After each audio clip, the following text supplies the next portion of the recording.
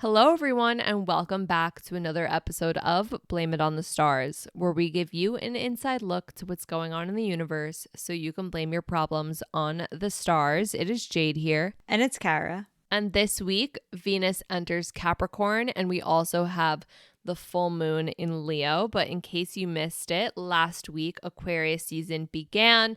Pluto re-entered Aquarius, so if you want to know more about that, then definitely listen to last week's episode before diving into this one. And just to give you a heads up, next week we will tell you everything you need to know about Mercury in Aquarius and how it affects you. And with that being said, let's dive into it. So the first thing that happens this week is Venus entering Capricorn on January 23rd. This happens at 3:51 a.m. Eastern Standard Time. Per usual, the date and time are from the website astroseek.com. What you need to know. Capricorn is a very practical and grounded energy. So during Venus in Capricorn, all Venus things such as our relationships, our finances, and our creativity take on that practical approach.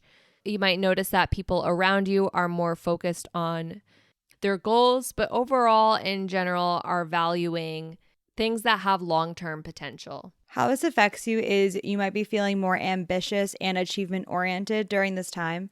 In your relationships, you might be more motivated to work together or work with others in order to achieve a common goal. Also, because Capricorn is more reserved, you might take things a little bit more seriously and take your time to open up to others.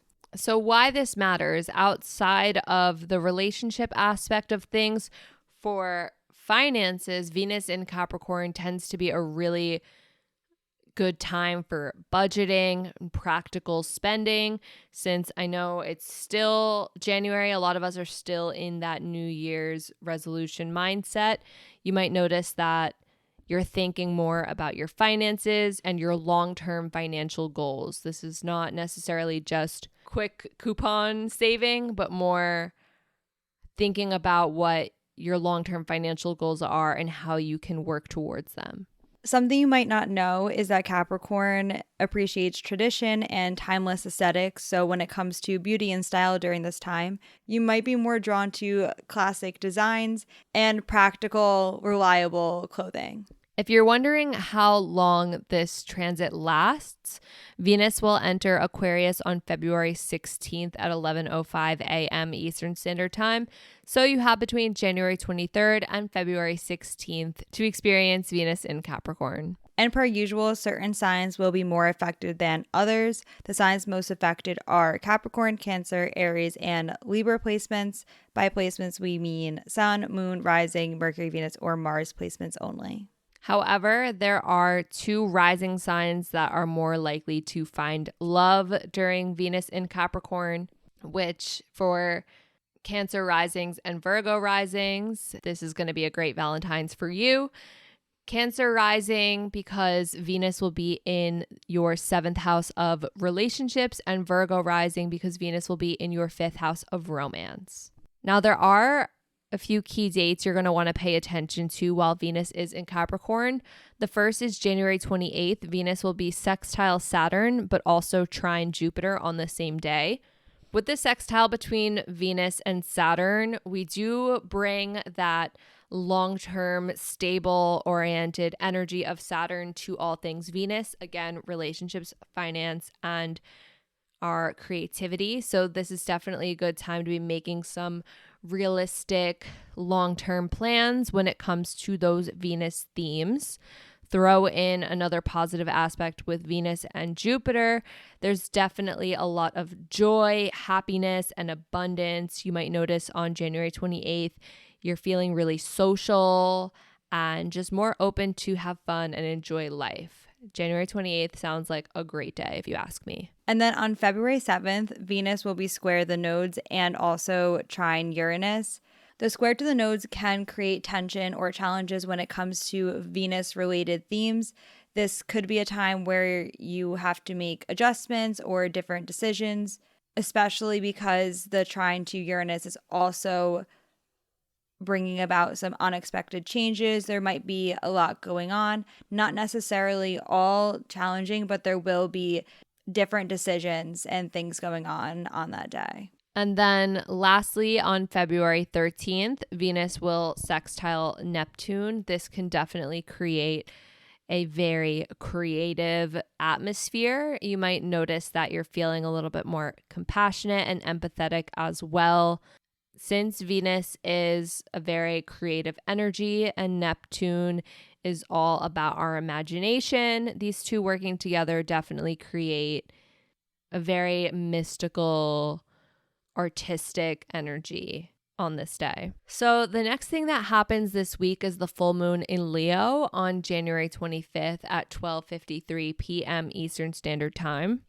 What you need to know is that Leo, being ruled by the sun, is very associated with creativity and our self-expression.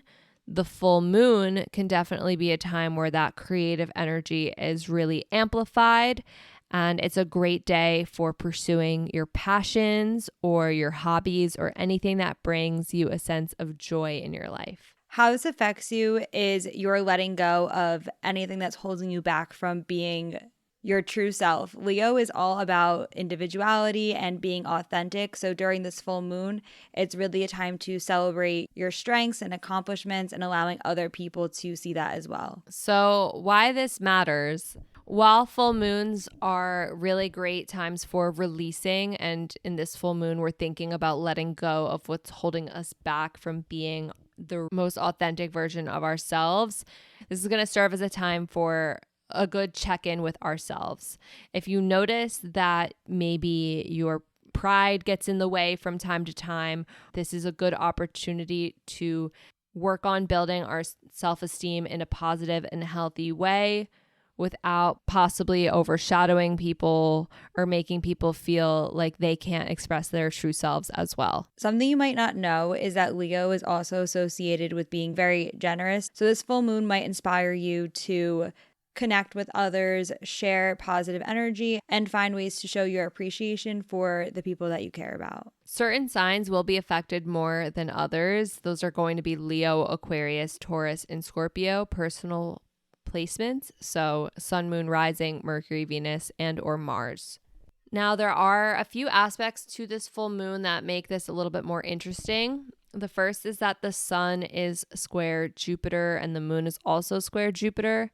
So this square could bring some challenges when it comes to excess energy. Jupiter is very expansive and very positive, but at the same time, squares can mean that we're overdoing things or overlooking things. So while there is a lot of positivity associated with this full moon, you just want to make sure that you're not overextending yourself, whether that just be emotionally, mentally, etc. During this full moon, the sun and moon will also be making aspects to Pluto.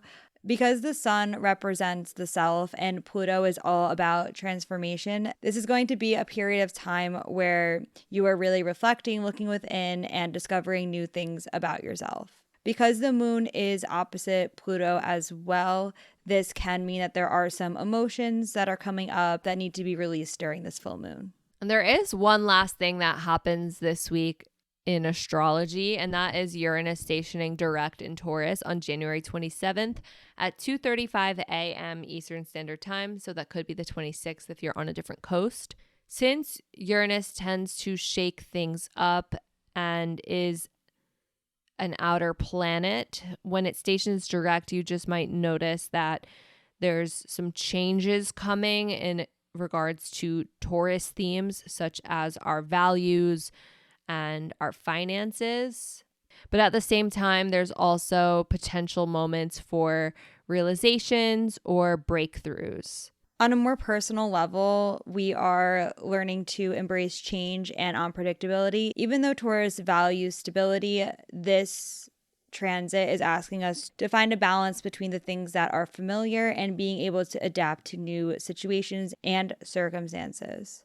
And that is pretty much it for this week. But if you're curious to know more about how Venus in Capricorn, the full moon in Leo, or Uranus stationing direct affect you on a more personal level, then we encourage you to book a reading. And the link to book a reading will be in the description. And if you've never booked a reading with us before, then you can use the code STARS, all caps, STARS, for $20 off your first reading. And just a reminder, next week we'll be talking all about Mercury entering Aquarius. So if you want to know more about that, then stick around for next week's episode. But until then, if you want to stay in the loop with us and what's to come, make sure you're following us on Instagram. And we're also on YouTube at BLME The Stars.